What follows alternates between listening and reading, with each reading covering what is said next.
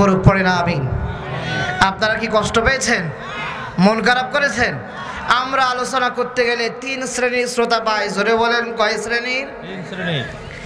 এক শ্রেণীর শ্রোতারা চাই হুজুর এমন কথা বলুক যে কথা বললে খালি হাসি বাড়ায়। আছে না নাই? বলেন আছে না নাই? কি মন খারাপ করেছেন আপনারা, কষ্ট পেয়েছেন আপনারা? এক শ্রেণীর শ্রোতারা চাই হুজুর এমন কথা বলুক যে কথা বললে যেন আমাদের খালি হাসি বাড়ায়। আর এক শ্রেণীর শ্রোতারা চাই যে হুজুর এমন ওয়াজ করে যাতে করে আমাদের চোখ দিয়ে খালি পানি বাড়ায়। আর এক শ্রেণীর শ্রোতারা চাই হুজুর যা বলবে আল্লাহর কোরআনুল কারীম থেকেই বলবে, কন্যা আল্লাহু আকবার। আউযু বিল্লাহি মিনাশ শাইতানির রাজিম। বিসমিল্লাহির রাহমানির রাহিম।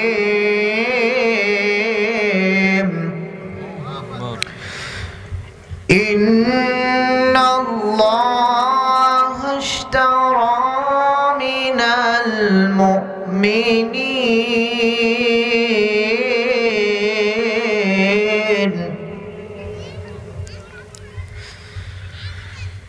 মিনাল মুমিনিনা আনফুসাহুম ওয়া আমওয়ালাহুম বিআন্না লাহুমুল জান্নাহ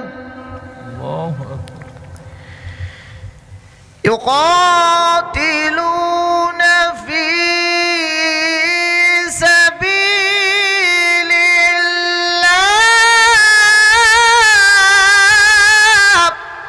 আল্লাহু আকবার। في سبيل الله فيقتلون ويقتلون।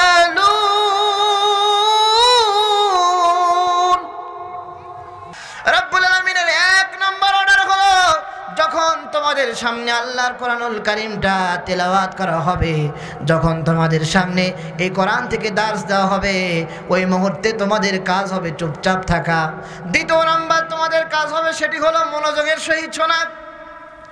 এখন এখানে অনেক যুবক বসে আছে, আজকে আমি কি আলোচনা করলাম পরের দিন সকালবেলা এলাকার লোকজন মোড়ে মোড়ে বলা বলি শুরু করে দিবে, আরে হুজুর কেমন আলোচনা করলো, হুজুর ফাটায়া দিছে। কি দিছে? ফাটায়া দিছে। এখন ওই যুবককে যদি বলা হয় সাবজেক্টটা কি ছিল বলতে পারবেন? তার মানে হলো আল্লাহ রাব্বুল আলামিন জানেন এভাবেই কোরআনুল কারীম থেকে দার্স দেওয়া হবে, কথা বলা হবে, তাফসীর করা হবে। আপনার দায়িত্ব হলো দুইটা, এক নাম্বার হলো চুপচাপ থাকা, দ্বিতীয় নাম্বার হলো মনোযোগের সহিত শোনা। এই দুইটা কাজ যদি আপনারা করতে পারেন, রব্বুল আলামিন বলেন আল্লাহ তাআলা তাহলে আপনাদেরকে দুইটা পুরস্কার দান করবে। কন্যা সুবহানাল্লাহ। পুরস্কার পেতে কার না ভালো লাগে? আমার প্রিয় ভাইরা, কিছুদিন আগে দেখলাম টেলিভিশনের মধ্যে প্রচার হচ্ছে, মাথায় খারাপ মামা, মাথায় নষ্ট মামা, 20 টাকা দিয়ে লটারি কাটলে এত বড় পালসার মোটরসাইকেল আছে না নাই? বলেন না আছে না নাই? 20 টাকা দিয়ে টিকিট কাটলে, 20 টাকা দিয়ে যদি লটারি কাটেন, তাহলে দেখবেন বন্ধু আমাদের সমাজের মধ্যে এমনও জায়গা আছে যেই জায়গায় নাকি গরু বাছুর দেওয়া হয়। কোন নাউজুবিল্লাহ। এখন আমাদের ভাইদের মধ্যে এই স্বভাবটা থাকুক বা না থাকুক, কিন্তু মায়েদের মধ্যে ঠিকই কিন্তু স্বভাব আছে। আমার প্রিয় ভাইরা, যেমন তেমন কোনো পুরস্কার আল্লাহ রাব্বুল আলামিন দেবেন না। এক নাম্বার হলো রাব্বুল আলামিন বলেন লাআল্লাকুম তুরহামুন।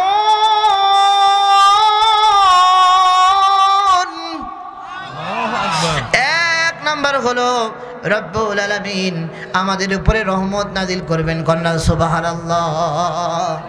আওয়াজ করে বলেন তো, বর্তমান বাংলাদেশে রহমতের দরকার আছে না নাই?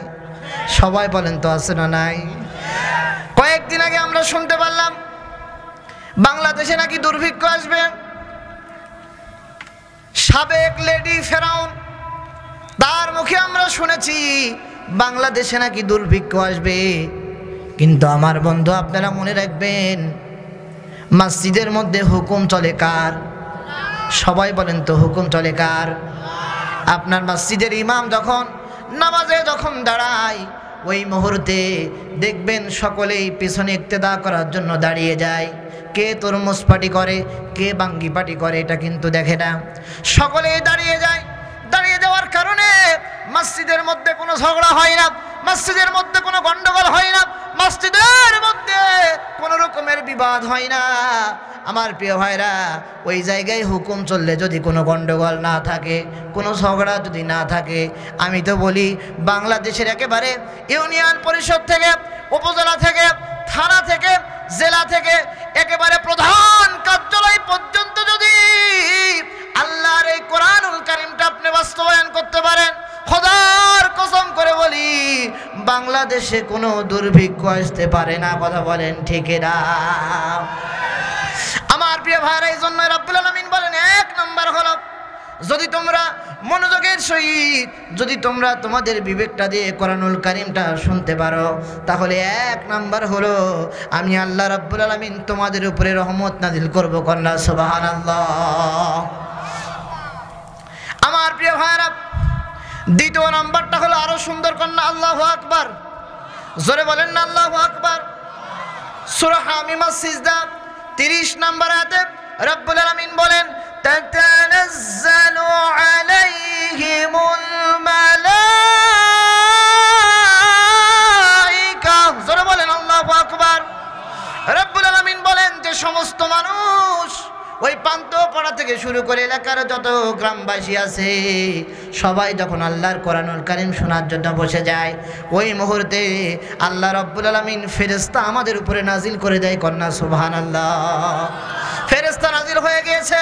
ফেরেশতা নাজিল হয়ে যাওয়ার পরে সভাপতি থেকে শুরু করে শ্রোতারা যতগুলো মানুষ আছে, প্রত্যেকের আমলনামাগুলো ফেরেশতারা হাতে নিয়ে নিয়েছে। ফেরেশতারা হাতে নিয়ে নেওয়ার পরে এইবার আল্লাহ রাব্বুল আলামিন বলতেছেন, আর ইউ প্রিপারেড? ও ফেরেশতারা তোমরা কি রেডি? আল্লাহু আকবার বলেন। We are always time preparation just only for you and your decision. কন্যা আল্লাহু আকবার। রাব্বুল আলামিন বলেন, ও ফেরেশতারা তোমরা কি রেডি? ফেরেশতারা বলছে, আমরা রেডি ও আল্লাহ, তোমার হুকুমের অপেক্ষায় আছি। তুমি যদি হুকুম দিয়ে দাও তাহলে আমি ফেরেশতা বলে দিলাম, আমি এই মুহূর্তে কার্যক্রম শুরু করে দেব। কন্যা সুবহানাল্লাহ। কোথায় কার্যক্রমের কথা লেখা আছে? সূরাতুল ফুরকান। কোন সূরা বললাম? এটা আপনারা কি মনোযোগ হারায় ফেলে দিয়েছেন? আমি মনোযোগ করে দিব। বলেন তো কোন সূরা বললাম?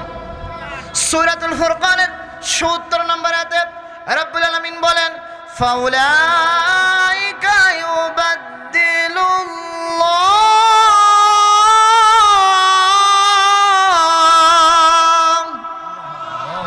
রব্বুল আলামিন বলেন, ফাউলাইকা ইউবাদদিলুল্লাহু সাইয়্যাতিহিম হাসানাতিন ওয়া কানাল্লাহু গফুরুর রহিমা।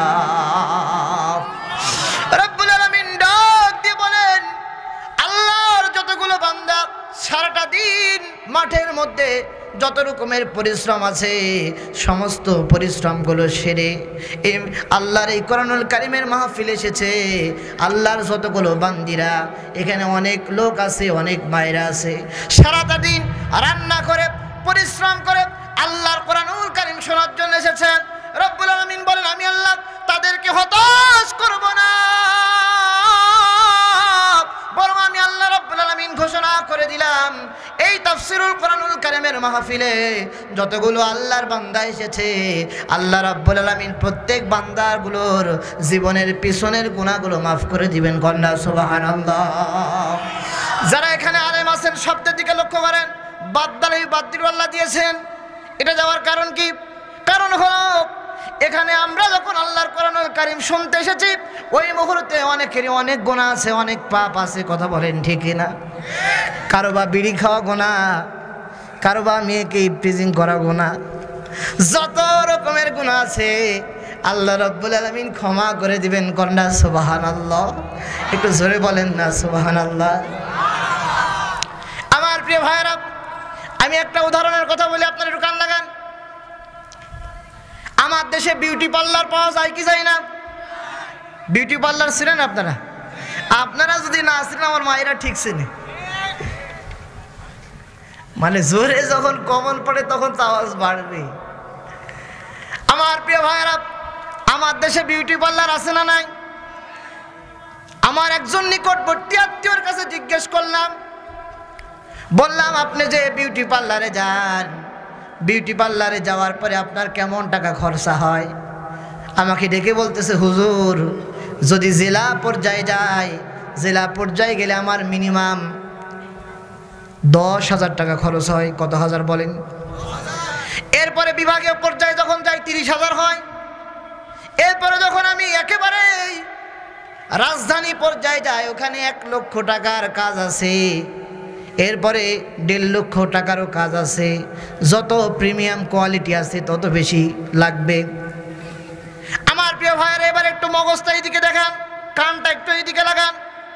ও মায়েরা, অনেক তো তাফসীরুল কোরআনুল কারীমের মাহফিলে এসেছেন মা, এইদিকে একটু নজর দেন মা। আপনি বিউটি পার্লারে গেলেন, বিউটি পার্লারের কাজ হলো মুখের মেস্তা, কালো ব্রণগুলো দূর করা। আপনাকে বলি মা, পৃথিবীর মধ্যে এমন কোনো কি বিউটি পার্লার আছে, আপনার হাতে আমি 1 লক্ষ টাকা দিলাম, 2 লক্ষ টাকা দিলাম, 3 লক্ষ টাকা দিলাম, 4 লক্ষ টাকা দিলাম, এই 4 লক্ষ টাকা নিয়ে যদি আপনারা যে বলেন আমার অন্তরের মধ্যে যতগুলো পাপের কালেমা লেপন হয়েছে, এই পাপগুলো কি মোচন করতে পারবে? বলেন তো ভাইরা আমার, পারবে? মায়েরা যদি টাকার পর টাকা যদি ঢেলে দেয়, পারবে?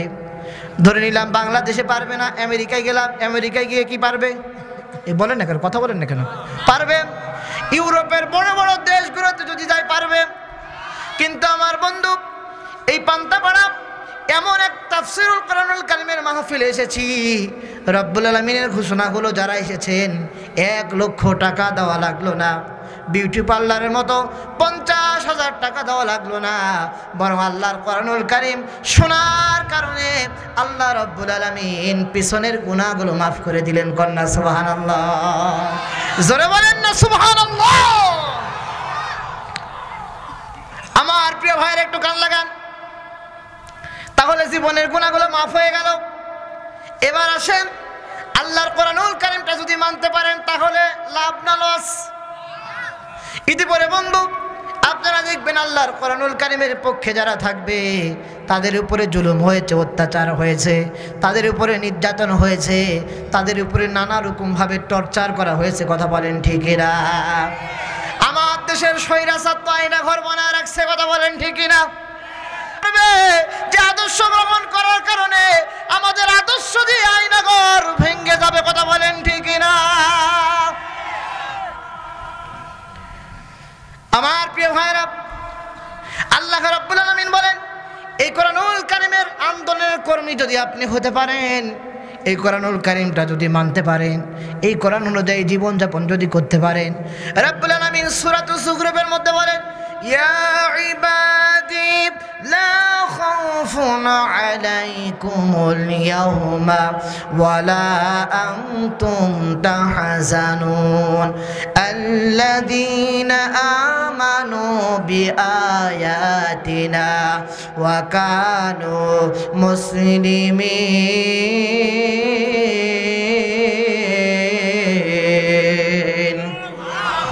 রাব্বুল আলামিন বলেন, ইয়া ইবাদি, হে বান্দারা আমার, লা খাউফুন, কেন তোমরা ভয় করো, ওয়ালা আনতুম তাহজানুন, কেন তোমরা দুঃখ করো, তোমাদের কোনো ভয় নাই, তোমাদের কোনো চিন্তা নাই। তোমরা এই কোরআনুল কারীমটা মেনেছিলে, এই কোরআনুল কারীমের পক্ষে ছিলে, এই কোরআনুল কারীমের উপরে আমল করতে যে তোমাদেরকে জেল খাটা লেগেছে, এই কোরআনুল কারীমের উপরে আমল করতে যে তোমাদেরকে বাড়ি ছাড়া হতে হয়েছে, এই কোরআনুল কারীমের পক্ষে থাকার কারণে তোমাদেরকে ফাঁসির মঞ্চে যাওয়া লেগেছে, তোমাদের কোনো চিন্তা নাই। রব্বুল আলামিন বলবেন, উদখুলুল জান্নাহ। জোরে বলেন আল্লাহু আকবার। আল্লাহ রাব্বুল আলামিনের ঘোষণা হলো, তোমরা আজকে যাও, তোমাদের কোনো চিন্তা নাই, তোমাদের কোনো ভাবনা নাই, যাও যাও যাও আজকে জান্নাতে চলে যাও। কন্যা সুবহানাল্লাহ। আমার প্রিয় ভাইরা, আপনারা একটু কান লাগান।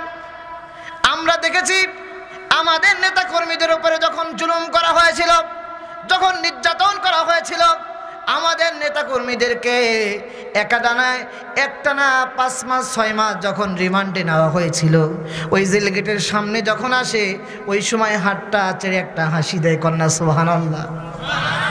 আমার প্রিয় ভাইরা, যতগুলো নেতাকে ফাঁসি দেওয়া হয়েছে প্রত্যেকের জীবনে আমি পড়েছি তারা হাসি মুখে ফাঁসির মঞ্চে কেন গিয়েছে? তার কারণ হলো তারা জেনে গিয়েছিল তারা আল্লাহর কোরআনুল কারীমের পক্ষে আছে। কথা বলেন ঠিক কিনা? তারা এই জিনিসটা জানার কারণে হাসি মুখে গিয়েছে। তারা বুঝতে পেরেছে আমার জীবনটা যখনই চলে যাবে ওই মুহূর্তে শাহাদাতের মর্যাদা পেয়ে আল্লাহর জান্নাতটা পেয়ে যাব। কন্যা সুবহানাল্লাহ। মজার তত্ত্ব হলো, যারা এখানে আলেম আছেন লক্ষ্য করেন, শব্দের শেষে আল্লাহ জাওজুন শব্দ দিয়েছেন। কি শব্দ বলেন? শব্দের শেষে আল্লাহ রাব্বুল আলামিন জাওজুন শব্দ দিয়েছেন। জাওজুন শব্দের অর্থ হচ্ছে স্বামী স্ত্রী উভয়। সুবহানাল্লাহ বলেন। এখানে জাওজুন শব্দ আল্লাহ রাব্বুল আলামিন কেন দিলেন? দেওয়ার কারণ হলো আল্লাহ রাব্বুল আলামিন এই কারণেই দিয়েছেন, কারণ হলো জাওজুন শব্দ দিয়ে আল্লাহ বোঝালেন তুমি শুধু একাই জান্নাতে যাবা না, বরং তোমার স্ত্রীকে নিয়ে তুমি জান্নাতের মধ্যে চলে যাবা। কন্যা সুবহানাল্লাহ। বর্তমান পৃথিবীতে যারা ইসলামী আন্দোলনের কর্মী ছিল, ইসলামী আন্দোলন যারা করেছে, হকের উপরে যারা ছিল, তারা যখন বাড়িতে থাকতে পারে নাই ওই মুহূর্তে স্ত্রীরা ডেকে ডেকে বলে স্বামী গো তুমি কোথায় চলে যাবে, কখন জানি তুমি গ্রেফতার হয়ে যাও। 5ই আগস্টের আগে এরকম আমাদের স্ত্রীদের বক্তব্য ছিল কি ছিল না? স্ত্রীদেরকে ডেকে বলবেন, এই পান্তাপাড়া তাফসীর মাহফিল থেকে আপনি শুনে গিয়েছেন কোরআনুল কারীমের কর্মী যারা, তারা একাই জান্নাতে যাবে না, বরং আল্লাহ রাব্বুল আলামিন জাওজুন শব্দ দিয়ে বোঝালেন স্বামী শুধু একাই জান্নাতে যাবে না, বরং স্ত্রীদেরকে সঙ্গে নিয়ে আল্লাহ রাব্বুল আলামিন জান্নাতের মধ্যে ঢোকায়া দেবেন। জোরে বলেন সুবহানাল্লাহ। আর যারা আল্লাহর এই কোরআনুল কারীমটা মানবে না, আল্লাহর কোরআনুল কারীম নিয়ে ষড়যন্ত্র করবে, আল্লাহর এই কোরআনুল কারীম বুঝবে না, আল্লাহর এই কোরআনুল কারীমটা মানবে না, রব্বুল আলামিন বলেন তাদের জন্য আমি আল্লাহ তাআলা জানায় দিলাম যেটা আমাদের কম বেশি সকলে জানা। রব্বুল আলামিন বলেন ওয়ামান আ'রাদা আন যিকরি ফাইন্না লাহু মাঈশাতান দানকান ওয়া নাহশুরুহু ইয়াওমাল কিয়ামাতি আ'মা ক্বালা রাব্বি লিমা হাশারতানি আ'মা ওয়া ক্বাদ কুনতু বাসীরা ক্বালা কাযালিকা আতাতকা আয়াতুনা ফানাসিতাহা ওয়া কাযালিকাল ইয়াওমা তুনসা।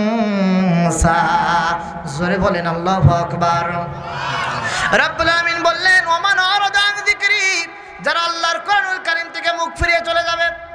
এই তাফসীরুল কোরআনুল কারীমের মাহফিলে মুখ ফিরে আপনি চলে গেলেন, আল্লাহর কোরআনুল কারীম সহ্য হলো না, রব্বুল আলামিন বলেন ফাইন্না লাহু মাঈশাতান দানকা, সর্বপ্রথম আপনার জীবনটা সংকীর্ণ করে দিবেন আল্লাহ। কন্যা নাউজুবিল্লাহ। দ্বিতীয় নাম্বার হলো কিয়ামতের দিন রব্বুল আলামিন অন্ধ করে উঠাবেন। কন্যা নাউজুবিল্লাহ। যখন আল্লাহর বান্দাগুলো অন্ধ হয়ে উঠবে ওই সময় তারা বলবে, কি বলবেন? ওই মুহূর্তে আল্লাহ রাব্বুল আলামিন কোরআনুল কারীমের মধ্যে জানায় দিলেন, রাব্বুল আলামিন বলেন ক্বালা রাব্বি লিমা হাশারতানি আ'মা। ওই মুহূর্তে তারা বলবে ওগো আল্লাহ আজকে কেন আমি অন্ধ হয়ে গেলাম, আমি তো দুনিয়াতে চক্ষুওয়ালা ছিলাম। ওই মুহূর্তে থাকবেন আল্লাহর কোরআনুল কারীম পড়বেন, আল্লাহর কোরআনুল কারীম বুঝবেন, আপনার ঠিকানা জান্নাতে, আপনার স্ত্রীকে নিয়ে যাবেন। কন্যা সুবহানাল্লাহ। আর যদি কোরআন না পড়েন, কোরআন না বোঝেন, এখান থেকে উঠে যদি চলে যান, একটু পেশাব করার ছুটি নিয়ে বলে হুজুর পেশাব করে যাচ্ছি বলে যদি চলে যান, আপনার কিন্তু খবর খারাপ। খবর খারাপ করবেন কে? জোরে বলেন করবেন কে? এখনকার যুবকেরা তো উঠবে, কারণ ওরা হচ্ছে মোবাইল পাগল হয়ে গেছে। কি পাগল? এই কথা বলে না, কি পাগল? আমি আমার মায়েদেরকে বলতে চাই, আপনাদেরকেও বলতে চাই, আপনার সন্তানকে আপনি যে বয়সে মোবাইল কিনে দিয়েছেন, যে বয়সে মোটরসাইকেল কিনে দিয়েছেন, ওই বয়সে আপনার পিতামাতা কি আপনাকে দিয়েছিল? তাহলে আপনি কেন দেন? কিছু যুবকেরা রাস্তার ধারে মোবাইল টিপতেছে, এমন সময় পাশ দিয়ে যাচ্ছে কুকুর। কি যাচ্ছে বলেন? কি যেন গেম বেরোইছে না, ফ্রি ফায়ার না পাবজি না কি বেরোইছে না? এই তো, হ্যাঁ, ফ্রি ফায়ার। খুব ভালো জানে। এটা খেলতেছে। এটা যখন খেলতেছে ওই মুহূর্তে দেখবেন ভাইরা আমার, ওরা যখন এটা খেলে পিছনে কি হচ্ছে, ওটা কিয়ামত হচ্ছে নাকি জান্নাত হচ্ছে নাকি জাহান্নাম হচ্ছে, কিচ্ছু দেখে না। চাচা গেল না, দাদা গেল না, বাবা গেল, কিছু দেখে না। কথা বলেন ঠিক কিনা? এখন কুকুর এখন যাচ্ছে আর মনে মনে চিন্তা করতেছে, এই যুবকগুলো এখানে করেটা কি? এরা লড়ে না, চড়ে না, ফুসফাস করে না, ব্যাপারটা কি? সঙ্গে সঙ্গে কুকুর এখন নাক দিয়ে একটু করে শুকতেছে, পিঠের একেবারে মাঝখানে। কি ব্যাপার, লড়ে না? এটা কি থম্বা নাকি পিঠ না অন্য কিছু? কুকুরের কিন্তু একটা স্বভাব আছে ভাই, শক্ত জায়গা যেখানে পায় আচ্ছা মতো মেরে দেয়। কুকুর এখন এক পা চাটছে, ছড়া মারছে, পিছন দিকে এখন যুবকের হাত দিয়ে এখন দেখে, আল্লাহ এ কি পড়লো, এ কি রহমত পড়লো নাকি গজব পড়লো? কথা বলেন ঠিক কিনা? তবে এখানকার যুবক এরকম না, এখানকার যুবক কোরআন প্রিয়। এই জন্যই তাফসীরুল কোরআনুল কারীমের মাহফিল সাজিয়েছেন কন্যা। আল্লাহু আকবার। আবার অতিভক্তি হওয়া যাবে না। অতিভক্তি হওয়া যাবে না, অতিভক্তি হওয়া যাবে না। অতিভক্তি চোরের লক্ষণ। এক পীর সাহেব দাড়ি আশ্রাত ছিল। কি আশ্রাত ছিল বলেন? দাড়ি মানে বুঝেন তো আপনারা? আপনারা কি বলেন, চিরুনি দিয়ে আশ্রয় না হাসরি, কোনটা বলেন? আচ্ছা ঠিক আছে, আশ্রাত ছিল। এমন সময় অতি ভক্তির একজন মুরিদ আছে ভাই, এই অতি ভক্তির একজন মুরিদ দাড়িটা ফট করে হাত দিয়ে উঠায় রাখছে। উঠায় রাখার পরে কোটার মধ্যে করে একেবারে বাড়ির সবচেয়ে নিরাপদ স্থানে রেখেছেন। এমন সময় যখন থেকে ওইটা রাখছে, আল্লাহ তাআলা রহমতে, দাড়ি কি কোনো ক্ষমতা আছে? ক্ষমতা আছে? দাড়ির কোনো ক্ষমতা আছে? ক্ষমতা কার? আল্লাহর। ওই দিন থেকে ও ধনী লোক হয়ে শুরু হয়ে গেছে। ধনী যখন হয়ে গেছে, আবার পীর সাহেব একটা ময়দানে বক্তব্য দিচ্ছে। এমন সময় ওই পাগলা মুরিদ চলে এসছে। আসার পরে পীর সাহেবের ধমক দিয়ে বলতেছে, পীর সাহেব মাইকটা আমাকে দেন, আমি একটু কথা বলবো। পীর সাহেব এখন চিন্তা করতেছে, বেটা তুই তো হলি আচ্ছা জাতের কদু, তোকে যদি মাইক দিয়ে আমার তো সর্বনাশ করে ফেলবি। যেভাবে হোক মাইকটা নিচ্ছে। নেওয়ার পরে সমস্ত শ্রোতাদেরকে বলতেছে, শ্রোতা ভাইরা আপনারা শোনেন, আমি আমার একটা পীর সাহেবের দাড়ি রাখার কারণে ধনী হয়ে গেছি। এখন পীর সাহেবের দরবারে যারা থাকে এরা সবগুলো কি ভালো লোক থাকে? কিছু কিছু আছে না, দেখেন না, একটা করে গাঁজায় টান দেয় আর হুম হুম করে উঠে। আছে না নাই? আছে না নাই? ওই পাগলা মুরিদরা দাঁড়ায় গেছে, বলতেছে, পীর সাহেব আপনার যদি একটা দাড়ি রেখে সে যদি ধনী লোক হয়, তাহলে আমরাও দাঁড়িয়েছি, আমাদেরকে দাড়ি দেন। পীর সাহেব এখন বলতেছে, বেটা মুরিদেরা, আমি দাড়ি আশ্রাত ছিলাম, একটা পড়ছিল তারপরেও নিছে। পাগলা মুরিদের এখন বলতেছে, না ওটা দেখার টাইম নেই, তাড়াতাড়ি দাড়ি দেন। এখন সমস্ত মুরিদরা যে পীর সাহেবের দাড়ি ধরছে ভাই। এখন বলেন, পীর সাহেবে কি আস্ত থাকবে, জ্যান্ত থাকবে? বলেন, জ্যান্ত থাকবে না। এজন্য আমাদেরকে অন্ধভক্ত হওয়া যাবে, অন্ধভক্ত হওয়া যাবে না, বরং আমরা আল্লাহর কোরআনুল কারীম থেকে কথা শুনবো। জোরে বলি ইনশাআল্লাহ, একটু জোরে বলি ইনশাআল্লাহ। এটা তো হাত তুললেন তো একটু, কারা কারা আল্লাহর কোরআন থেকে কথা শুনবেন? লিল্লাহে তাকবীর, লিল্লাহে তাকবীর। হাত নামান। এখন থেকে পেশাব করা, এরপরে পায়খানা করা, যত রকমের জরুরত আছে এইখান থেকেই বন্ধ। একজনে কেউ নড়তেও পারবে না, উঠতেও পারবে না, আমি যতক্ষণ পর্যন্ত কথা বলবো। রাজি আছো সবাই? ইনশাআল্লাহ। এই উঠবেন কারা কারা? হাত তুলেন তো। আপনি উঠবেন না? উনি উঠবেন? আল্লাহু আকবার বলে। এখানকার মানুষ দেখতেছি কোরআন প্রেমিক মানুষ, আল্লাহু আকবার বলেন। আপনাদের এই এলাকার মধ্যে অনেক জায়গায় আসছি, তবে এই জায়গাটা বাকি ছিল, পারলাম মনে হয় আজকে এই জন্যই নিয়ে আসছি। আজকে কথা হবে সূরাতুত তাওবা। কোন সূরা বললাম? সূরাতুত তাওবা। কোরআনুল কারীমের 9 নম্বর সূরা তাওবা শব্দের অর্থ হচ্ছে ফিরে আসা, কামব্যাক করা। কি করা বলেন? কোথায় থেকে ফিরে আসবেন? সোনাইচন্ডী বাজার থেকে? ব্যাপারটা এমন নয়। আপনি যে পাপ কাজ করেন সেখান থেকেই ফিরে আসবেন। জোরে বলি ইনশাআল্লাহ। আমার প্রিয় ভাইরা, যে আয়াতে কারিমা আপনাদের সামনে তেলাওয়াত করেছি, আয়াত নাম্বার হচ্ছে 111। জোরে বলেন কত? 11। এখান থেকে কি কথা শোনা যাবে? আমার প্রিয় ভাইরা, সূরাতুত তাওবার 111 নম্বর আয়াতে রব্বুল আলামিন ব্যবসার কথা বলেছেন। কিসের কথা বলেন? ব্যবসা করতে গেলে 3টা জিনিস লাগে। 1 নাম্বার হলো ক্রেতা, জোরে বলেন কি? আরেকটা হলো বিক্রেতা, আরেকটা হচ্ছে পণ্য। এই ব্যবসার কথা আল্লাহ রাব্বুল আলামিন বলেছেন। রাব্বুল আলামিন বলেন, ইন্নাল্লাহা আশতারা মিনাল মুমিনিন।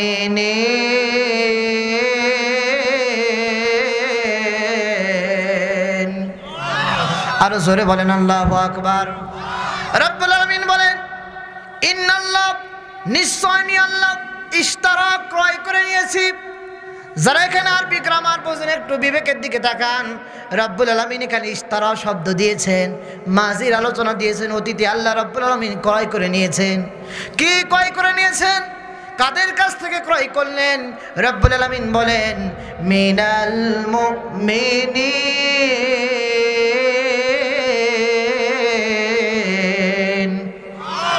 রব্বুল আলামিন যার তার কাছ থেকে ক্রয় বিক্রয় করবে না, বরং এখানে যত লোক এসেছেন সবার কাছে আল্লাহ কিন্তু ক্রয় বিক্রয় করবে না, বরং আল্লাহ রাব্বুল আলামিন তাদের সাথেই ক্রয় বিক্রয় করবেন, তাদের সাথেই ব্যবসা করবেন, তাদের সাথেই কেনাবেচা করবেন যারা হচ্ছে মুমিন। কন্যা সুবহানাল্লাহ। আমরা তো সকলেই মুমিন, কি বলেন আপনারা? আমার প্রিয় ভাইরা, রাব্বুল আলামিন মিনাল মুমিনিন শব্দ দিয়েছেন। মুমিনিন শব্দ বাদ দিয়ে যদি আল্লাহ এখানে ইনসান শব্দ দিতেন তাহলে সমস্ত মানুষদেরকে বোঝাতো। রব্বুল আলামিন যদি এখানে মুমিনিন শব্দ বাদ দিয়ে রেজাল্ট দিতেন তাহলে শুধু পুরুষদেরকে বোঝাতো। রব্বুল আলামিন যদি রেজাল্ট না দিয়ে নিসা দিতেন বা ইমরাতুন দিতেন তাহলে এখানে শুধু মহিলাদেরকে বোঝাতো। কিন্তু আল্লাহ রব্বুল আলামিন ভালো করেই জানেন কার সাথে ব্যবসা করা যাবে। কন্যা সুবহানাল্লাহ। আপনি সোনাইচন্ডী বাজারে গিয়েছেন, সোনাইচন্ডী বাজারে যাওয়ার পরে বেগুন কেনার জন্য যখন গেছেন, বেগুনটা বারবার উল্টা পাল্টা দেখতেছেন, বেগুনটা পোকা লাগা, ফোড়া নাকি ভালো? কথা বলেন ঠিক কিনা? যদি একটা ফোড়া হয় ভাই, একটা পোকা লাগা যদি হয়, ব্যবসায়ী ভাইকে বলেন এই বেগুনটা আমি নিব না। এবার আপনি মাছ কেনার জন্য গেছেন বাজারে, মাছ কেনার জন্য যাওয়ার পরে মাছ কেনার জন্য যখন গেলেন মাছটা নড়ে না, সরে না। ব্যাপারটা কি? এমন সময় মাছরাকে আপনি ডেকে বলতেছেন, ভাই মাছটা নড়ে না, সরে না কেন? দোকানদার এখন বলতেছে, ভাই মাছটা কিছুক্ষণ আগে তাজা ছিল। সঙ্গে সঙ্গে দোকানদার কানটা একটু ছাড়লেন, ছাড়ার পরে দেখালেন যদি মাছের কালারটা খয়েরি রঙের মতো থাকে তখন আমরা বুঝে নিই মাছের কালারটা ভালো আছে। তার মানে হলো আমাদের বিবেক, আমাদের মস্তিষ্ক সবসময় ভালো জিনিসটা চায়। কথা বলেন ঠিক কিনা? এজন্য রাব্বুল আলামিন বলেন, আল্লাহ তাআলা যার তার সাথে ব্যবসা করবেন না, তাদের সাথেই ব্যবসা করবেন যারা মুমিন। কন্যা সুবহানাল্লাহ। এজন্য রব্বুল আলামিন মুমিনিন শব্দটা দিয়েছেন। কন্যা সুবহানাল্লাহ। আমার প্রিয় ভাইরা, বর্তমান যুগে সবাই মুমিন, কিছু মুনাফিক আছে না নাই? যখন তরমুজ পার্টি ক্ষমতায় ছিল, অফিসের মধ্যে চা গিলছে আর বলছে আমি তোমার সাথে আছি। তরমুজ পার্টির যখন বিদায় হয়ে গেল, এবার বাঙ্গি পার্টির নিকটে যে বলতেছে আমি তোমার সাথে আছি। বাঙ্গি পার্টি যখন ক্ষতিগ্রস্তের মধ্যে পড়ছে ভাই, ওই সময় আর একটা দলের কাছে চা খেয়ে বলতেছে আমি তোমার সাথে আছি। এরকম ভণ্ড লোক আমাদের সমাজের মধ্যে আছে না নাই? একটু জোরে বলেন না, আছে না নাই? এরা হচ্ছে আব্দুল্লাহ বিন উবাই বিন সুলুলের উত্তরসূরি। আমার প্রিয় ভাইরা, সংক্ষিপ্ত আকারে আব্দুল্লাহ বিন উবাই বিন সুলুলের কথাটা আমি আপনাদেরকে বলতে চাই, আপনাদের কি কষ্ট হবে? উবাই বিন সুলুল যখন ইন্তেকাল করলেন, ইন্তেকাল করার সঙ্গে সঙ্গে তার সন্তান আব্দুল্লাহ চলে গেলেন বিশ্বনবীজির দরবারে।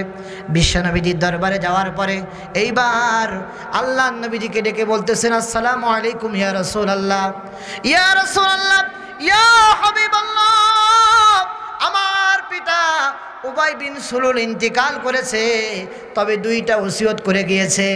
এক নাম্বার ওসিয়ত হলো, আপনি যখন আমার পিতার কাছে যাবেন, ওই মুহূর্তে আপনার জুব্বাটা খুলে দিয়ে আমার পিতার সুন্দর করে যত্ন করে আমার পিতার কাফনের কাফন তৈরি করবেন। দ্বিতীয় নাম্বার ওসিয়ত হলো, আপনি যখন আমার পিতার নিকটে যাবেন, ওই মুহূর্তে জানাজার সালাতটা আপনি পড়াবেন। এই দুইটা ওসিয়ত করেছে। এমন সময় আল্লাহ নবীজি, বিশ্ব নবীজি জনাবে মুহাম্মদুর রাসূলুল্লাহ সাল্লাল্লাহু আলাইহি ওয়াসাল্লাম 23 জন সাহাবী নিয়ে বসা আছেন। এমন সময় নবীজির সাথে 22 জন সাহাবী দাঁড়ায় গেলেন। একজন মাত্র সাহাবী দাঁড়ালেন না, তিনি হলেন হযরত ওমর রাদিয়াল্লাহু তাআলা আনহু। কন্যা আল্লাহু আকবার, একটু জোরে বলেন না আল্লাহু আকবার।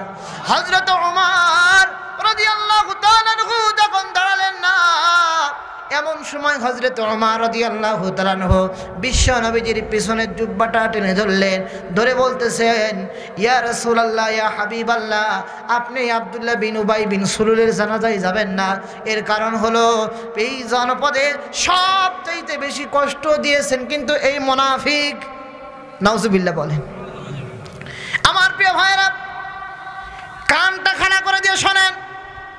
এইবার আল্লাহ নবীজি হযরত ওমর রাদিয়াল্লাহু তাআলা আনহুকে ডেকে বলতেছেন, ওমর, তুমি তো বলতেছো ঠিক আছে, কিন্তু এখন পর্যন্ত আল্লাহ রাব্বুল আলামিনের দরবার থেকে তো এখন পর্যন্ত কোনো ওসিয়ত আসেনি, আল্লাহ রাব্বুল আলামিনের দরবার থেকে কোনো ওহী আসেনি। বিশ্বনবীজি চলে গেলেন। যাওয়ার পরে নিজের জুব্বাটা খুলে দিলেন। জুব্বাটা খুলে দেওয়ার পরে আল্লাহ নবীজি যখন জানাজার নামাজে প্রস্তুতি নিচ্ছিলেন, এমন সময় আল্লাহ রাব্বুল আলামিন কোরআনুল কারীমের আয়াত নাযিল করে দিলেন। রাব্বুল আলামিন বলেন, ইস্তাগফির লাহুম আও লা তাস্তাগফির লাহুম ইন তাস্তাগফির লাহুম ৭০ মাররাতান। জোরে বলেন আল্লাহু আকবার, একটু জোরে বলেন না আল্লাহু আকবার। আল্লাহ রাব্বুল আলামিন বিশ্ব নবীজিকে ডেকে বললেন, ইয়া রাসূলুল্লাহ,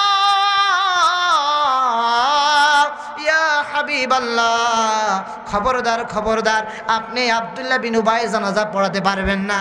এর কারণ হলো, এ তো ছিল মুনাফিকের সর্দার, আর আপনি যদি এই আব্দুল্লাহ বিন উবাই বিন সুলুলের ব্যাপারে ৭০ বার যদি ক্ষমা বলেন ৭০ বার যদি ক্ষমা চান। এইবার নবীজি মনে মনে চিন্তা করতেছেন, আল্লাহ রাব্বুল আলামিন যদি ৭০ বার যদি ক্ষমা না করেন, ক্ষমা চাওয়ার পর যদি ক্ষমা না করেন, তাহলে আমি ৭১ বার চাইব। কতবার বলেন? ৭১ বার চাইব। এমন সময় আল্লাহ রাব্বুল আলামিন পরের অংশে জানায়া দিলেন, ফালাই ইয়াগফিরুল্লাহু লাহুম। জোরে বলেন আল্লাহু আকবার।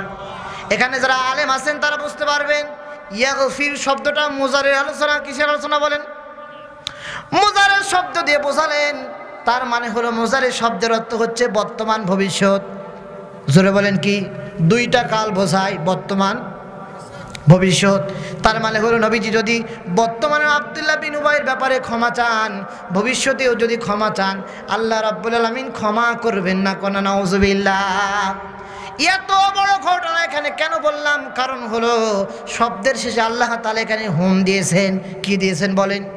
আল্লাহ রাব্বুল আলামিন যদি এখানে কা শব্দ দিতেন, তাহলে শুধু আব্দুল্লাহ বিন উবাই পর্যন্ত সীমাবদ্ধ থাকতো। কিন্তু রাব্বুল আলামিন হুম দিয়ে বোঝালেন। হুমটা হচ্ছে জমির বহুবচন।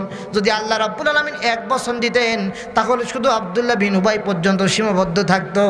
হুমটা দিয়ে বহুবচন দিয়ে বোঝালেন, এই আব্দুল্লাহ বিন উবাইয়ের মতো পৃথিবীতে যত লোক আসবে, তারাও ক্ষমা পাবে না। কন্যা নাউজুবিল্লাহ। সুতরাং আমার প্রিয় ভাইরা, যেহেতু আল্লাহর সাথে আমরা ব্যবসা করতে চাই, আমাদের স্বভাবটা আব্দুল্লাহ বিন উবাইয়ের মতো হলে চলবে না। আমাদের স্বভাবটা হতে হবে মুমিনদের মতো। কন্যা আল্লাহু আকবার। একটু জোরে বলেন না আল্লাহু আকবার। এখানে রব্বুল আলামিন বলেন, মিনাল মুমিনিন।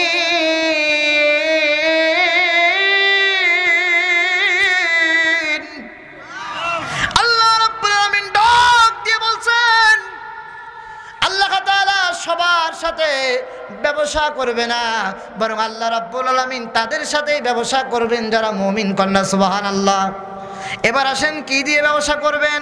আনফুসাহুম ওয়া আমওয়াল বিআন্না লাহুমুল জান্নাহ। আল্লাহ রাব্বুল আলামিন কয়েকটা জিনিস নিয়ে ব্যবসা করবেন। এক নাম্বার হলো মুমিন বান্দাদের জান, আর একটা হচ্ছে মাল। জোরে বলেন কি? এক নাম্বারটা জানো কি? জান, আর একটা জানো কি? এই দুইটার বিনিময়ে আল্লাহ রাব্বুল আলামিন যেটা দান করবেন সেটি হলো, রাব্বুল আলামিন বলেন বিআন্না লাহুমুল জান্নাহ। জোরে বলেন আল্লাহু আকবার। এই দুইটার বিনিময়ে আল্লাহ রাব্বুল আলামিন দান করবেন জান্নাত। কন্যা সুবহানাল্লাহ। এখন আপনার জানমাল সব জায়গায় ক্রয় বিক্রয় করলে হবে না। মহস্থান গাড়ি গরু যে জবাই করলেন, করে যে পীরের পায়ে সেজদা দিলেন, এই জানমাল কি আল্লাহ নেবে? সবাই বলেন তো নেবে? কোথায় জানমালটা ব্যয় করবেন? রব্বুল আলামিন বলেন ইউকাতিলুনা ফি সাবিলিল্লাহ।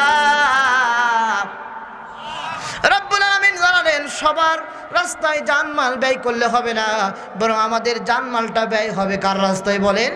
একটু জোরে বলেন না, কার রাস্তায়?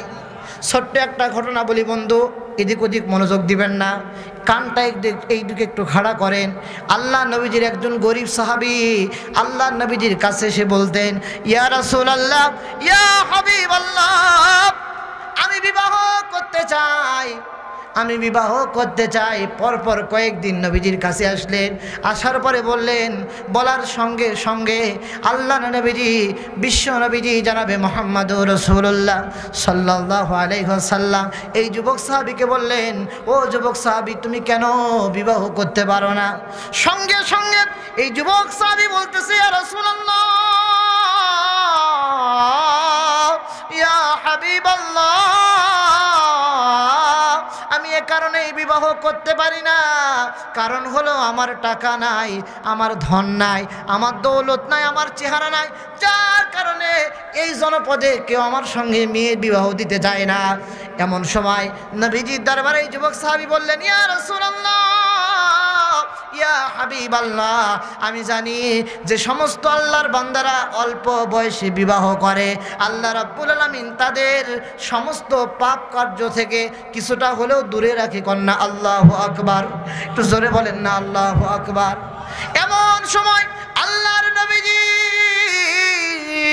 বিশ্ব নবীজি জনাবে মুহাম্মাদুর রাসূলুল্লাহ সাল্লাল্লাহু আলাইহি ওয়াসাল্লাম এই যুবক সাহাবীকে বললেন, যাও যাও যাও, ওই যে দেখো এই জনপদের মধ্যে একজন ধনী একজন লোক আছে, তার একজন সুন্দরী রূপবতী কন্যা আছে, সেটা হলো ইবনুল ওহাবের কন্যা।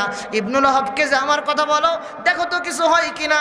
যুবক এইবার হাসি মাখা মুখটা নিয়ে চলে গেলেন।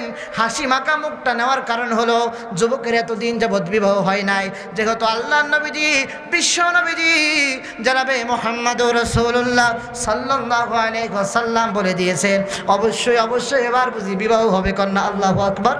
তো জোরে বলেন না আল্লাহু আকবার। ও যুবক ভাইরা, খবরদার খবরদার, রাত 12টার পরে ফ্রি টক টাইমে তুমি কথা বলবা না। যুবকদেরকে আজকে কিছু নসিহত করে দিতে চাই। ও যুবক ভাইরা, খবরদার খবরদার, বাবাকে, মাকে, কলেজকে, স্কুলকে ফাঁকি দিয়ে প্রেম করা যাবে? কিছু যুবক মুস্কি মুস্কি হাসতেছে, হুজুর আচ্ছা মতো ধরছে।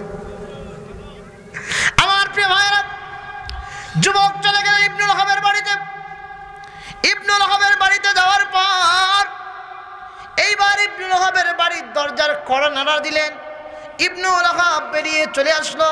বেরিয়ে চলে আসার পরে এইবার যুবককে দেখে এমনিতেই রেগে গেছেন। এই যুবক, তুমি আমার বাড়িতে কেন এসেছ? যুবক এইবার হাসি মাখা মুখটা, আর হাসি মাখা মুখ নাই, বরং মুখটা কালো হয়ে গেছে। কালো মুখটা হয়ে গেছে। এবার ইবনুল ওহাবকে ডেকে বলতেছে, আমি আপনার মেয়েকে বিবাহ করতে চাই। এ কথা যখন বলছে, ইবনুল ওহাব বলতেছে, তোর মতো কালো, তোর মতো কালো, তোর টাকা নাই, তোর পয়সা নাই, তোর সাথে কি আমার মেয়েকে বিবাহ দেব? আমার প্রিয় ভাইরা, যেই না যুবকের মুখের মধ্যে হাসিটা ছিল, আর হাসিটা নাই। এইবার এই যুবক যখন আল্লাহ নবীজির কথা মতো ইবনুল ওহাবের বাড়িতে গেলেন, যখন চলে আসবেন, কিছু দূর আসার পরে মনে পড়ল, আমি তো ইবনুল ওহাবের বাড়িতে এমনি এমনি আসি নাই, বরং আমাকে যিনি পাঠিয়েছেন তিনি হলেন বিশ্ব নবী জনাবে মুহাম্মাদুর রাসূলুল্লাহ। কন্যা আল্লাহু আকবার। জোরে বলেন না আল্লাহু আকবার। সময় এই যুবক এইবার ইবনুল হককে ডেকে ডেকে বলতেছে, ও ইবনুল হক, তোমার বাড়িতে আমি এমনি এমনি আসিনি, বরং আমাকে পাঠিয়েছেন জামানার শ্রেষ্ঠ মহামানব রহমাতুল লিল আলামিন বিশ্বনবী জনাবে মুহাম্মদুর রাসূলুল্লাহ সাল্লাল্লাহু আলাইহি ওয়াসাল্লাম। এই কথা বলার পরে পাশের রুম থেকে কন্যা জোরে চিৎকার দিয়ে বলতেছে, ও যুবক, তুমি দাঁড়াও, এভাবে তুমি চলে যাও না। যেহেতু আমার নবীজি আমার বিবাহ নির্ধারণ করে দিয়েছেন, সুতরাং আমি আর দ্বিমত পোষণ করতে পারি না। তুমি যে আমার নবীজিকে বলে দিও তিনি যেন আমার মোহরা নির্ধারণ করে দিয়া তোমার সঙ্গে আমার বিবাহ যেন আবদ্ধ করে দেয়। কন্যা আল্লাহু আকবার। এইবার এই যুবক মুখটা কালো হয়ে গেছিল। মুখটা যখন কালো হয়েছে এমন সময় চলে গেলেন, যুবকটা চলে গেলেন আল্লাহ নবীজির দরবারে হাসতে হাসতে।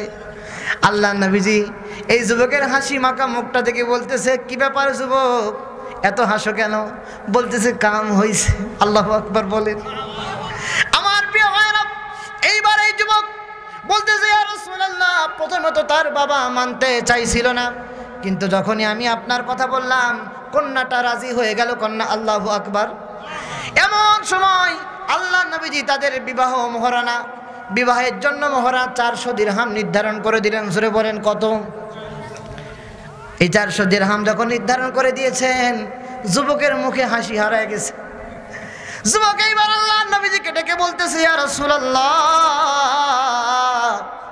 ইয়া হাবিবাল্লাহ, এই টাকার জন্য তো এতদিন আমি বিবাহ করতে পারি নাই। আপনি যে 400 দিরহাম নির্ধারণ করে দিলেন, এত টাকা পাবো কোথায়? সঙ্গে সঙ্গে আল্লাহ নবীজি, বিশ্ব নবীজি জনাবে মুহাম্মদুর রাসূলুল্লাহ সাল্লাল্লাহু আলাইহি ওয়াসাল্লাম তিনি বলে দিলেন, যাও যাও যাও, আমার উসমান আছে, তার কাছে যেয়ে বলো দেখো তো কিছু হয় কিনা। যুবক চলে গেলেন, ধনী সাহাবী উসমানের বাড়িতে চলে গেলেন। উসমান রাদিয়াল্লাহু তাআলা আনহুকে সমস্ত ঘটনা খুলে বললেন। সমস্ত ঘটনা খুলে বলার পরে এইবার হযরত উসমান রাদিয়াল্লাহু তাআলা আনহু ডেকে ডেকে বলতেছে, ও যুবক, তুমি মন খারাপ করো না, চিন্তা করো না, এখানে দাঁড়াও। উসমান রাদিয়াল্লাহু তাআলা আনহু ঘরের মধ্যে চলে গেলেন। যাওয়ার পরে 200 দিরহাম এক হাতে নিয়ে যুবকের এক পকেটের মধ্যে ঢুকায় দিলেন, আর বললেন, যাও যুবক যাও, তোমার বিবাহের অর্ধেক মহরণার টাকা আমি দিয়ে দিলাম। কন্যা আল্লাহু আকবার। এইবার যুবক হাসি মাখা মুখটা নিয়ে আবার চলে আসবেন। এমন সময় উসমান রাদিয়াল্লাহু তাআলা আনহু ডেকে বলতেছে, ও যুবক, শুধু কি তোমার বিয়ের মহরণার টাকা দিলে হবে নাকি? তোমার বিয়ের কি কসমেটিক কিনা লাগবে না? তোমার বিয়ের কি বাজার করা লাগবে না? আবার উসমান রাদিয়াল্লাহু তাআলা আনহু চলে গেলেন। উসমান রাদিয়াল্লাহু তাআলা আনহু ঘরের মধ্যে যাওয়ার পরে আরও কিছু টাকা নিয়ে আসলেন। নিয়ে আসার পরে যুবকের আর এক পকেটে ঢুকায় দিলেন, আর এক পকেটে ঢুকায় দিলেন। এইবার যুবক এক পকেটে মহরণার টাকা, আর এক পকেটে বিয়ের বাজার করার টাকা। আল্লাহু আকবার বলেন। যুবক এইবার আর একজন ধনী সাহাবীর বাড়িতে চলে গেলেন। ধনী সাহাবীর বাড়িতে যাওয়ার পরে এইবার যুবক আরও এইভাবেই 200 দিরহাম আর একজন সাহাবী দিয়ে দিল। যুবকটা যখন চলে আসবে এমন সময় বলতেছে, যুবক, তোমার কি বিয়ের বিবাহের শুধু মহরণার টাকা দিলে হবে, নাকি তোমার কি বিয়ের বাজার করা লাগবে না? এইবার এই সাহাবীটাও আবার একই রকম ভাবে আরো কিছু টাকা দিয়ে দিলেন। আমার প্রিয় ভাইরা, এইবার যুবক মনে আনন্দ নিয়ে চলে গেলেন মদিনার বাজারে। বাজারে যাওয়ার পরে এইবার এই যুবক বিবাহের যখন বাজার করবেন এমন সময় আল্লাহ নবীজির দরবার থেকে ডাক আসলো, মুমিনেরা ও ইমানদারেরা, তোমরা কে আছো? তোমাদের জান মাল নিয়ে ইউকাতিলুনা ফি সাবিলিল্লাহ।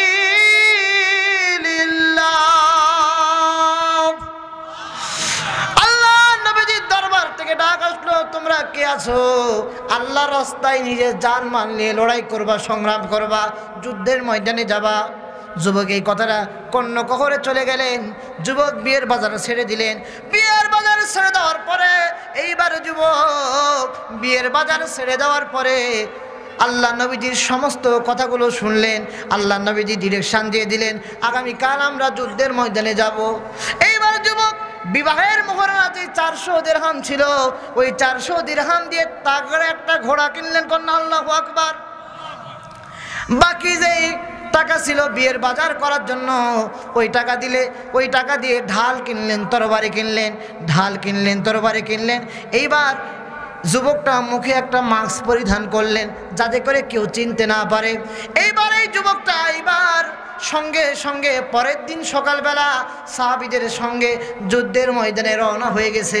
আমার প্রিয় ভাইয়েরা, লম্বা ঘটনা সংক্ষিপ্ত আকারে বলি, আল্লাহ নবীজি যখন সাহাবীদেরকে রিক্রুট করবেন, নিযুক্ত করবেন, এমন সময় দেখতে পেলেন যেই যুবককে বিবাহের জন্য নির্ধারণ করে দিয়েছিলেন ওই যুবক বিবাহের ময়দানে নাই, বরং ওই যুবক আল্লাহর রাস্তায় নিজের জানমাল নিয়ে লড়াই করার জন্য চলে এসেছে। কন্যা আল্লাহু আকবার বলে উঠলো, ইন্নাল্লাহা আশতারা মিনাল মুমিনিনা আনফুসাহুম ওয়া আমওয়ালাহুম বিআন্না লাহুমুল জান্নাহ। যারা আল্লাহর রাস্তায় নিজের জানমাল নিয়ে লড়াই করবে, আল্লাহর রাস্তায় যারাই হবে জানমাল নিয়ে লড়াই করবে, আল্লাহ রাব্বুল আলামিন তাদেরকে জান্নাত দান করবেন। কন্যা সুবহানাল্লাহ।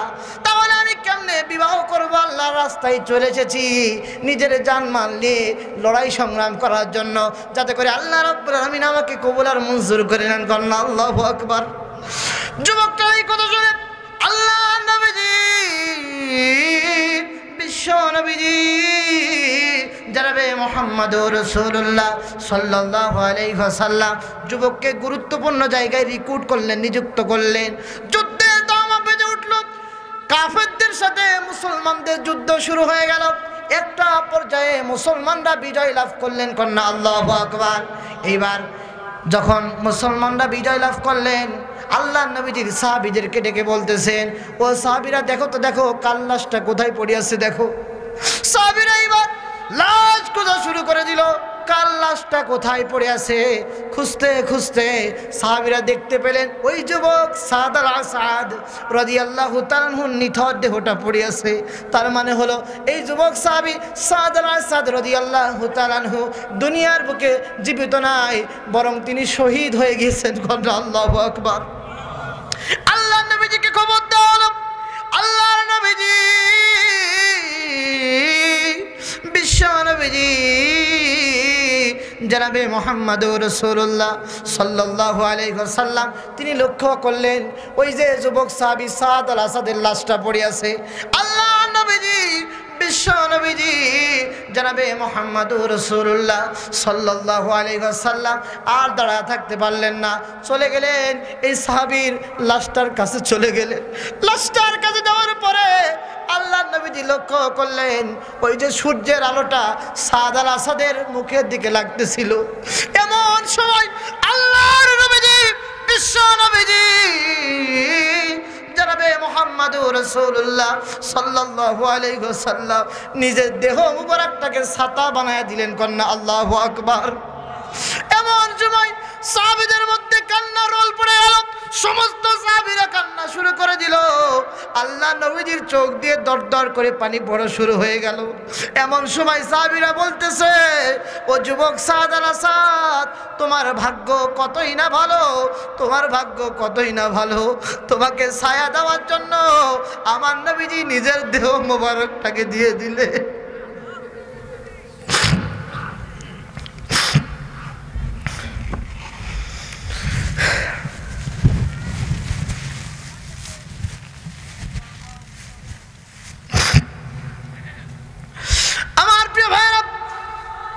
সাহাবীদের মধ্যে কান্নার রোল পড়ে গেল।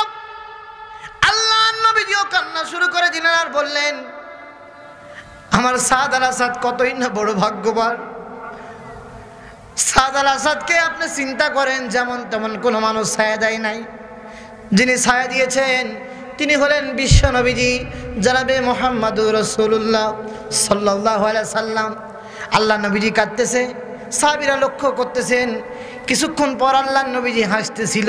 আল্লাহু আকবার বলেন। এটাও সাহাবীরা লক্ষ্য করলেন, কি ব্যাপার কি ব্যাপার, আল্লাহ নবীজি কেন হাসতেছিলেন। আবার কিছুক্ষণ পর সাহাবীরা লক্ষ্য করলেন আল্লাহ নবীজি এই সাদ আল আসাদের দিক থেকে মুখটা ফিরে আনিলেন। আল্লাহু আকবার বলেন। প্রথমে কাঁদলেন, তারপরে কি করলেন বলেন? প্রথমে কাঁদলেন, তারপরে হাসলেন, তারপরে আবার মুখটা ফিরে আনিলেন। এটা জানার দরকার আছে না নাই? একটু দুহাত তুলেন তো, একটু দুহাত তুলেন। লিল্লাহি তাকবীর, লিল্লাহি তাকবীর। আমার প্রিয় ভাইরা এবার আয়াতের দিকে আসেন। রব্বুল আলামিন বলেন ইন্নাল্লাহা আশতারা মিনাল মুমিনিনা আনফুসাহুম ওয়া আমওয়ালাহুম বিআন্না লাহুমুল জান্নাহ। জোরে বলেন আল্লাহু আকবার। ইন্নাল্লাহ নিশ্চয় আল্লাহ ইশতারা ক্রয় করে নিয়েছেন মিনাল মুমিনিন মুমিনদের কাছ থেকে কয়টা জিনিস বলেন, সবাই বলেন কয়টা? এক নাম্বার কি? আরেকটা যেন কি? বিনিময়ে আল্লাহ কি দিবেন? আলহামদুলিল্লাহ বলেন। এটাই আমার বোঝানোর সাবজেক্টটা ছিল। তার মানে হলো আমি বাড়িতে এখন যদি চলে যাই, আগামীকাল প্রোগ্রাম আমার পত্নীতল আছে, এই পত্নীতলা যে আমি ভাববো আমার যে কয়েকজন শ্রোতা ছিলেন সবাইকে বোঝাতে পারছি আল্লাহর রাস্তায় যদি নিজের জান মাল যদি আপনি দিতে পারেন, আমি জান্নাতি কন্যা। সুবহানাল্লাহ।